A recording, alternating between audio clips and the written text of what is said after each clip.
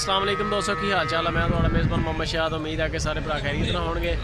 लुडन मंडी अज आए हैं तो झोटियां दे माशाल्लाह रेट शेट चेक करते हैं। ज़ुबैर भाई ने। ज़ुबैर भाई की हाल चाल है? अच्छा ज़ुबैर भाई केड़ी मंडी तुसीं अटेंड करते हो? हफ्ता मतलब मदरसा मंडी ते लुडन मंडी है। तो केड़ी उम्र दी यानी कि झोटियां दा काम करते हो तुसीं? छोटियां दा भी घट्टो घट्ट कितनी रेंज वाली झोटी होंदी? घट्टो घट्ट यानी कि सब तो घट्ट रेट वाली 35,000 तो यानी कि उत्ते रेट होए उदों वड्डा ही माल होंदा। 35,000 तो लैके तो महंगी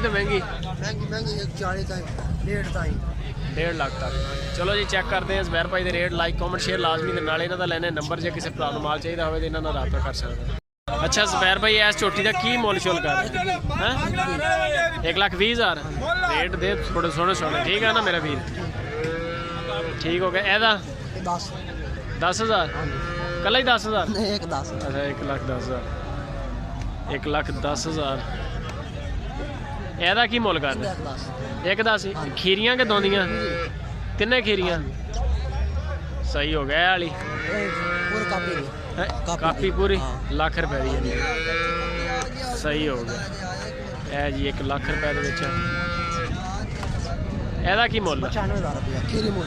ये भी खीरी है और जी पिछे कापी वाली है वो भी खीरी है। ये 95,000 सही है। ये 80,000 रुपया ये भी खीरी है सही हो गया। अच्छा क्रॉस कितनी उम्र हो जाती जाके? तकरीबन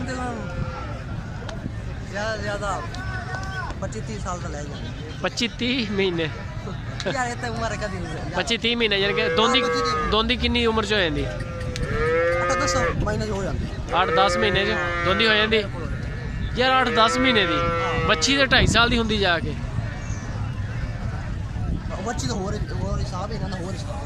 नहीं यार 10 महीने की नहीं दोंदी होंगी होनी।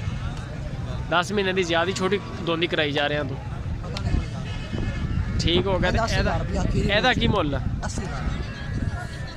80 चाहे ठीक हो गया। 80,000 चा नंबर शंबर है थोड़े को? मोबाइल नंबर बोल अपना।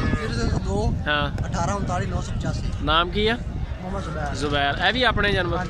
इन्हों का की मुल कर? पुट्ठे का रेट दस दे। अच्छा 62,000 च 3 जानवर। फार्म फूरम कि जगह ते अपना कि जगह ते रहने वाले? चक सरकारी बावल नगर दे? बावल नगर दे 3 जानवर यानी कि 62 तो जे और ना ऑस्ट्रेलिया का पुट्ठा लाना हो आप जी पिछले लाइन देख के सारी इनका की मुल है? यानी कि लाख ना पवा। किन्ने जानवर खड़े इधर? 1 2 3 4 5 6 7 8 8 वो जानवर है 3 11 जानवर वो कापी नाल पाएगा। ये 62,000 ना वैसे इन्हों का की मुल कर रहा सी? 65 ते 60 ते 62 यानी कि तू तिन्हों की एवरेज बना ली। ये भी खीरियां ते वो भी खीरियां सही हो गया। वो जड़ियाँ वड्डियां झोटियां तेरियां कदों तक क्रॉस हो जाएगी?